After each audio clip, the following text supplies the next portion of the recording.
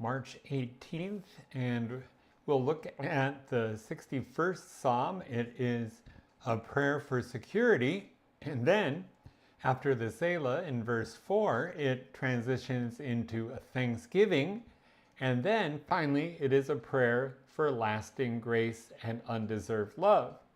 So, where did this psalm come from? Well, it may have been a cry for help when David was on a military campaign, or perhaps when he was driven away by Absalom, his son, or it could even have had its beginnings when Saul was chasing David in David's early years. One thing is for sure, David could hardly have imagined the abundant answer that God gave him to this prayer that was fulfilled in Jesus Christ. This we'll talk about in a little bit.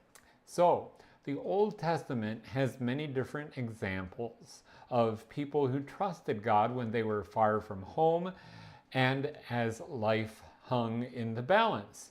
Abraham, Jacob, Joseph, Ruth, and on and on. Here, now David has the added burden of depression or perhaps even exhaustion. Many a pastor can relate to that exhaustion part during the season of Lent. Well, David prays, from the end of the earth. He calls to God when his heart is faint. He says, lead me to the rock that is higher than I. The psalm could end right there. It's such a perfect prayer in and of itself, but David doesn't stop.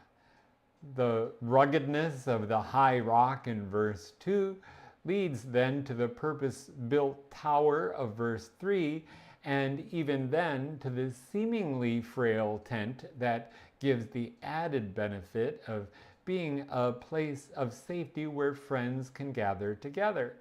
At last, David pictures the affectionate parental shelter symbolized by finding refuge under the shelter of God's wings.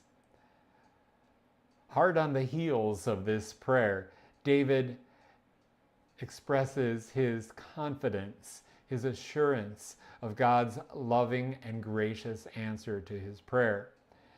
Ultimately, this prayer was fulfilled in the person of the King, our Savior, Jesus Christ.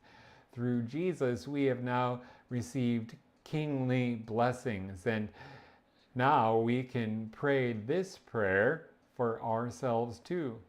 As George Herbert expressed it in the words of his hymn, surely thy sweet and wondrous love shall measure all my days, and as it never shall remove, so neither shall my praise.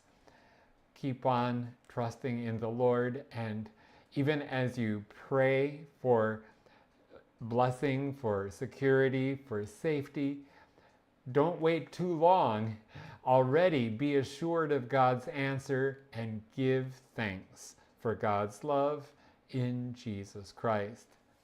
You can't do that too soon. Well, God